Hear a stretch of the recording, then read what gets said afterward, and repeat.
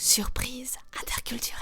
Intercultural surprises. Surpresas interculturais. Intersanskritic आश्चर्य. Surprise interculturelle. Sorpresas interculturales. Bonjour et bienvenue dans Surprise interculturelle, le podcast qui vous fait voyager et mieux comprendre les cultures du monde. Je suis Charlotte Courtois, conférencière en diversité culturelle et fondatrice de l'ONG Constellatio. Je vous propose de vous raconter des histoires et anecdotes de voyage où j'ai été surprise par des réactions ou des coutumes d'ici et d'ailleurs. Le but ? Découvrir ensemble ce qui est à la base de ces surprises pour savoir comment décoder, comment réagir et comment anticiper tout ça. Allez, je vous laisse découvrir l'épisode du jour. Bonne écoute!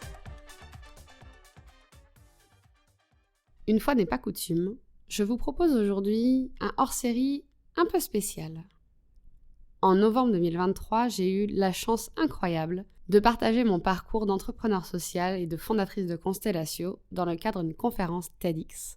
J'ai donc le plaisir, aujourd'hui, de vous partager cette conférence en version podcast. J'espère que ça vous plaira, j'espère surtout que ça vous inspirera. Je vous souhaite une bonne écoute. Je rentre tout juste de Colombie. La Colombie, vous y avez déjà réfléchi 2 minutes ? Un pays entier en Amérique latine qui tient son nom d'un Italien, Christophe Colomb. En plus, il est arrivé là-bas envoyé par les Espagnols. C'est étonnant, hein ? Accessoirement, la Bolivie tient son nom de Simón Bolívar, qui était vénézuélien, lui. C'est un petit truc sympa à partager à un dîner mondain, non ? Je vous mets même au défi de mentionner son nom complet parce que c'est quand même encore plus la classe. Simón José Antonio de la Santísima Trinidad Bolívar y Palacios. D'ailleurs, le Venezuela tiendrait pour sa part son nom de Venise, ou Petite Venise pour être exact. Moi, ce que je vois dans tout ça, c'est beaucoup de diversité. Et d'histoire avec un S, et puis aussi d'histoire avec un grand H. Et ça me fascine. C'est pour ça que depuis des années, je voyage. Je pars pour mieux rentrer, je rentre pour mieux repartir. Parce que pour moi, les deux sont profondément liés. Avoir un chez-soi, c'est bien pour mieux explorer le monde, et explorer le monde, c'est bien pour mieux comprendre son chez-soi. Ça marche pour sa maison, mais aussi pour sa tête. Et mon but ultime, depuis près de 15 ans, c'est de partager ça avec un maximum de personnes. Autant vous dire que je suis ravie d'être ici avec vous aujourd'hui. Vous voyez, ce que j'ai toujours eu un peu de mal à comprendre, c'est qu'on puisse penser qu'il existe une certaine pureté culturelle. Comme si on pouvait prendre une photo à un instant T qui serait la vraie version de ma culture. Sauf que c'est pas du tout le cas. La culture, c'est un processus dynamique dont chaque génération, chaque personne va s'inspirer, qu'elle s'approprie et qu'elle fait évoluer. Ce qui est central, c'est de lutter contre l'uniformité. Parce que lorsque l'on cherche l'uniformité, on exclut tout le monde. Regardez, je me suis fait un petit thé à la menthe marocain là. Bon, pour le coup, là, on est d'accord, ça c'est vraiment marocain typique, du vrai de vrai, j'ai envie de dire. Vous êtes sûr ? Non, parce que le thé n'est arrivé au Maroc qu'au XVIIe siècle, en fait, offert à la cour par des ambassadeurs anglais. Il poussait dans l'Himalaya au départ. De la même manière, le sarrasin, qui est la base des si bonnes galettes de blé noir, n'est arrivé en Bretagne qu'à la toute fin du XVe siècle. Vous avez vu ? Je parle à votre ventre d'abord, il paraît que c'est notre deuxième cerveau. Mais ça marche aussi pour la musique. Le violon n'a été créé en Italie qu'au XVIe siècle. Et le flamenco espagnol tient sa source des danses gitanes indiennes. Et en sport aussi, puisque le football ne prend réellement forme qu'au XIXe siècle avec les règles de Cambridge. Moi, ce qui me porte, c'est ça. C'est que l'on puisse enfin comprendre que si la diversité des cultures, attention, je dis bien la diversité et pas la pureté, si la diversité des cultures est préservée, alors nos différences deviennent une opportunité, une source de richesse, une force. Et à mes yeux, la meilleure manière de faire ça, c'est en s'adressant aux plus jeunes. Éduquer à la paix en éveillant la curiosité et l'émerveillement envers notre diversité culturelle.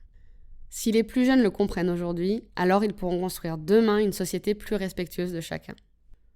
Moi, je suis un peu bisounours par nature. Vous vous rappelez les bisounours ? Mais si, bisous, bisous, gentil bisounours. Voilà, comme ça je suis sûre que vous gardez bien mon speech en tête. Bref, je m'égare. Tout ça pour vous dire que là, c'est pas juste ça, c'est pas juste imaginer un monde de bisounours. C'est du sérieux.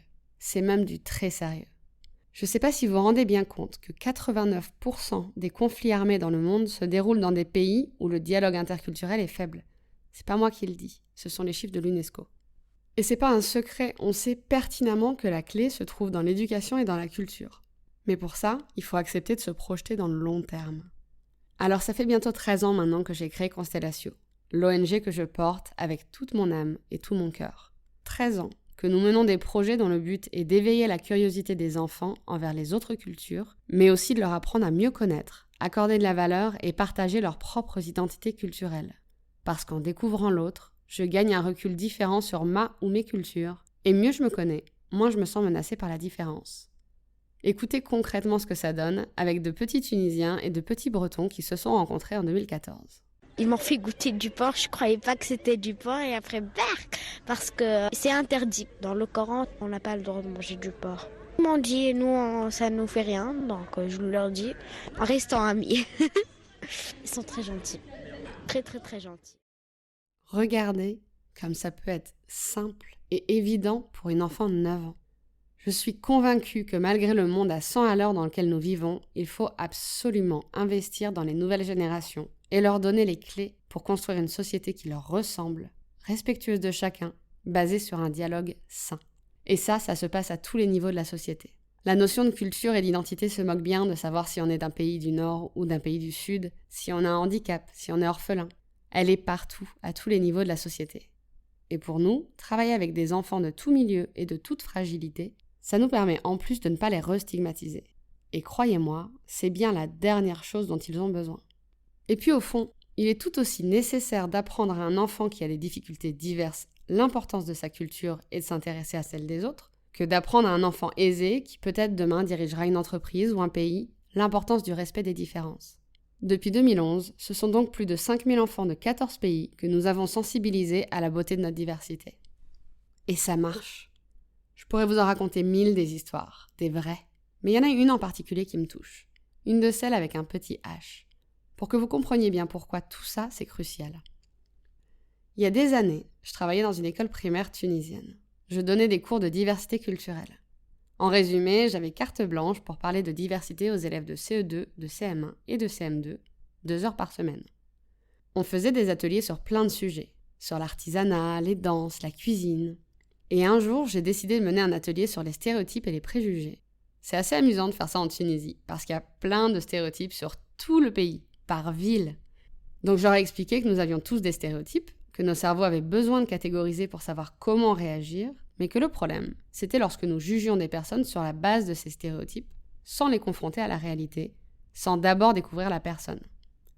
Les élèves comprenaient plutôt bien tout ce dont on parlait, et étaient plutôt d'accord jusqu'à ce que l'on parle des Noirs. Et là, un des élèves, de 8 ans, était catégorique. Non, là, c'était différent. Et il n'en démordait pas. Toute la classe a essayé de lui faire entendre raison. Impossible. Il en venait à dire que s'il était en France et que personne ne voulait jouer avec lui parce qu'il était le seul arabe, ce serait normal. Je suis rentrée chez moi, dépitée. Si je n'arrivais pas à faire changer d'avis un enfant de 8 ans, à quoi ça servait ?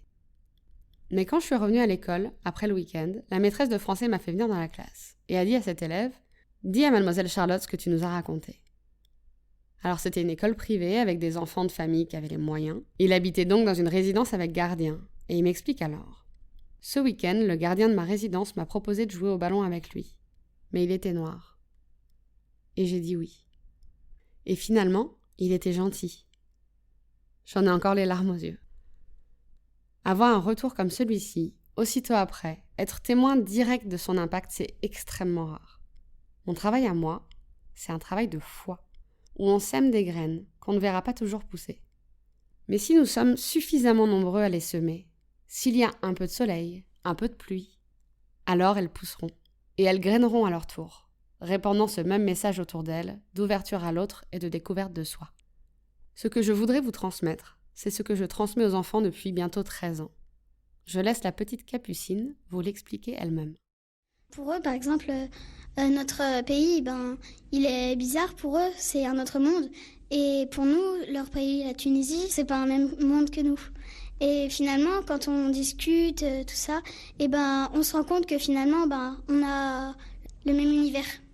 On n'est pas si différents les uns des autres que ce que l'on pense. Parce qu'on a les clés, parce que ça marche, parce que c'est crucial pour tirer ce monde incroyable vers le haut et infuser de la lumière dans tout ça. Souvenons-nous de l'importance et de la beauté de nos identités culturelles. Les miennes, les vôtres et toutes les autres. souvenons-nous aussi de l'émerveillement que suscite la découverte des autres cultures, pour que partir et rester deviennent des choix conscients et qu'ils se complètent. Prenons le temps d'investir dans l'avenir, le nôtre et celui de nos enfants, et offrons-leur les clés nécessaires pour qu'ils construisent une société consciente et respectueuse de son incroyable diversité. Merci d'avoir écouté cet épisode jusqu'au bout. Si vous avez aimé, abonnez-vous et laissez-moi 5 étoiles et un commentaire sur votre plateforme d'écoute préférée. Et partagez le podcast avec les voyageurs, les expatriés ou les curieux autour de vous. À la semaine prochaine pour un nouvel épisode de Surprise interculturelle.